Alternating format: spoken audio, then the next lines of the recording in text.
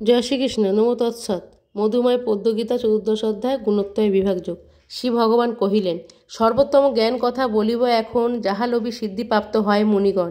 এই জ্ঞান লোভী তুমি আমায় পাইবে, হলে পূর্ণ জন্ম কিংবা দুঃখ না লাগিবে। প্রকৃতির জনিপথে হয় গর্ভধান, তার গর্ভে জীব জন্মে জন্মিছে সন্তান। সর্বজনী পথে যাহা জন্মিছে সর্বদা, প্রকৃতি তাদের মাতা, আমি হই পিতা। প্রকৃতি সম্ভবা শতরজ তমগুণ, দেহেতে আবদ্ধ রাখে নির্বিকার জন। ত্রিদিব গুণের মধ্যে সতই নির্মল, সুখসঙ্গ জ্ঞানসঙ্গ হয় তার ফল। তৃষ্ণা ও আসক্তি হতে রজগুণ জাত, ইহা হইতে হয় নর কর্মকাণ্ডে রত।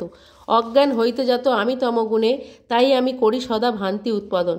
শতগুণ সুখদার রজকর্মধার, তমগুণে জ্ঞানে লোক করে অন্ধকার। শতকবু প্রধান হইয়া দেখা দেয়, রজতব তখন হীনতা প্রাপ্ত হয়। আবার কখনো রজ হয় প্রবল, শততম সে সময় হয় হীনবল। তমগুণ যখন প্রধান হয়ে রয়, শত আর রজগুণ হীনবল হয়। যখন দেহেতে হয় জ্ঞানেরও উদয়, শতগুণ সে সময় বৃদ্ধিপ্রাপ্ত হয়। লোভ স্পৃহা প্রবৃত্তি বাড়ায় রজগুণ, এই কথা সত্য বলি জানিও অর্জুন। বুদ্ধি ভংশ মোহ আর কর্মে অনুদান, এই সব ঘটে তমগুণের কারণে। শতগুণ বৃদ্ধিকালে হইলে মরণ, লোভিবে অক্ষয় স্বর্গ শোনো হে বচন। রজবুদ্ধি কালে কারো মৃত্যু যদি হয়, সেই ব্যক্তি নরলোকে পুণ্যজন্ম লয়। তমবৃদ্ধি কালে মৃত্যু যদি কারোর হয়, সেই ব্যক্তি পশু হয়ে জন্মিবে নিশ্চয়। শতগুণে কর্মফল অতীব নির্মল, রজগুণে দুঃখলাভ হয় কর্মফল। তমগুণে কর্মফল অজ্ঞানত হয়, হে অর্জুন এই সব ফলিবে নিশ্চয়। শতগুণে জ্ঞানলাভ, রজগুণে লোভ, তমগুণে সৃষ্টি করে মোহ দুঃখ ক্ষোভ। সাত্ত্বিকের স্বর্গলাভ হইবে নিশ্চয়, রাজসিক মৃত্যু পরে নরদেহ পায়।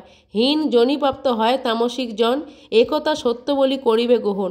ত্রিগুণ রহিত কর্তা না দেখে যে জন, ব্রহ্মত্ব লইবে সেই গুণ এ বচন। ত্রিগুণ রহিত ব্যক্তি সদানন্দময়, জন্মমৃত্যু তারা জানিবে নিশ্চয়। অর্জুন কহিলেন, ত্রিগুণ রহিত আত্মা কি প্রকার হয়, হে প্রভু বল মোরে করিও নিশ্চয়। শ্রী ভগবান কহিলেন, প্রকাশ পবিত্র মোহ না হয় উদয়, দেশ বা নিবৃত্তি সাধ যার নাহি হয়, সর্বকার্যে উদাসীন স্থির চিত্ত রয়। কখনো সেই ব্যক্তি চঞ্চল না হয়, সুখ দুঃখ সমজ্ঞান করে যেই জন। স্বর্ণখণ্ড লোহ বক্স মে করে খণ্ডন, সত্য মিথ্যে সমদর্শী যে করে জন, সেই ব্যক্তি এ সংসারে গুণাতীত হয়। এই গুণাতীত ব্যক্তির মোক্ষপ্রাপ্ত হয়, সুখধাম আমি অখণ্ড হয়।